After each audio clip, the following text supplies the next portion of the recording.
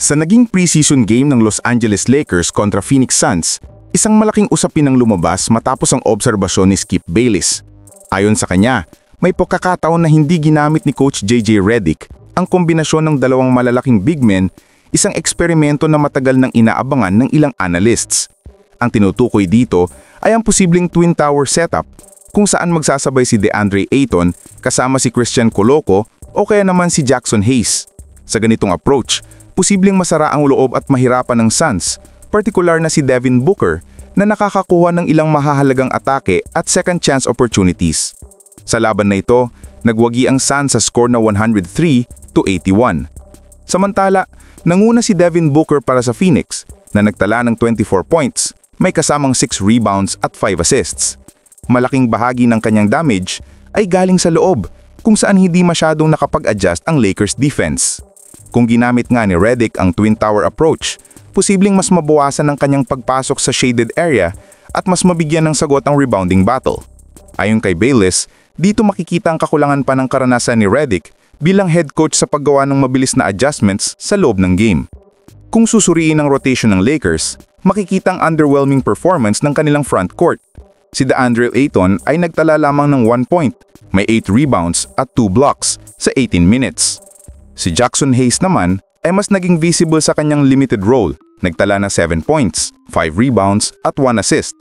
Gayunman hindi sabay na ginamit ni Redick ang dalawang big men at ang kawalan ng sabayang presensya ng Ayton at Hayes ay nagbigay ng malaking advantage para sa Suns na umiscore ng 52 points sa loob at makakuha ng 14 offensive rebounds.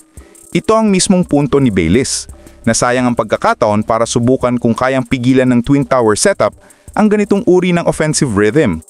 Ayon din sa ilang analysts, gaya ni na Brian Windhorst at Kendrick Perkins, hindi sapat na umasa lang ang Lakers sa traditional rim protection.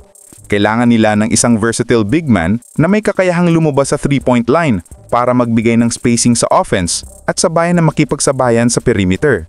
Isa sa mga nabanggit na pangalan ay si Lauri Markkanen ng Utah Jazz. Kilala si Markkanen na may average na 23 points, 8 rebounds at shooting efficiency na nasa 39% mula sa 3-point range nung nakarang season. Sa pamamagitan ng kanyang shooting ability, maaari siyang maging ideal partner para kay DeAndre Ayton o kahit sa ibang rotation ng Lakers. At samantala, malaking usapin din kung paano makakakuha ng ganitong klase ng player ang Lakers. Nabanggit ni Bayless na dapat gumawa ng magandang offer si Rob Pelinka kay Danny Ainge lalo na't nasa rebuilding stage pa ang Utah Jazz. Kung titingnan ng sitwasyon, may ilang assets ang Lakers, gaya ni na Jared Vanderbilt, Gabe Vincent at future draft picks na maaring gamitin sa posibleng negotiation. Ang tanong, handa ba silang isakripisyong ito kapalit ng isang versatile big na maaring magbago ng dynamics ng kanilang roster? Sa huli, malinaw na marami pang kailangang pagdaanan si JJ Redick bilang bagong coach. Ang hindi niya paggamit ng Twin Tower setup ay naging malaking punto ng diskusyon at binigyang diin ni Skip Bayless ang kahalagahan ng mabilis na game adjustments.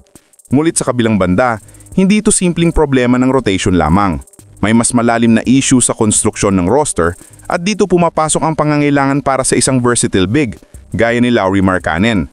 Ang tanong na lang ngayon, handa ba ang Lakers na gumawa ng malakong hakbang o aasa pa rin sila sa current rotation at adjustments ni Redick? I-comment po ang inyong opinion sa ibaba at babasahin natin yan. At huwag pong kalimutan mag-subscribe sa aking channel. Maraming salamat po!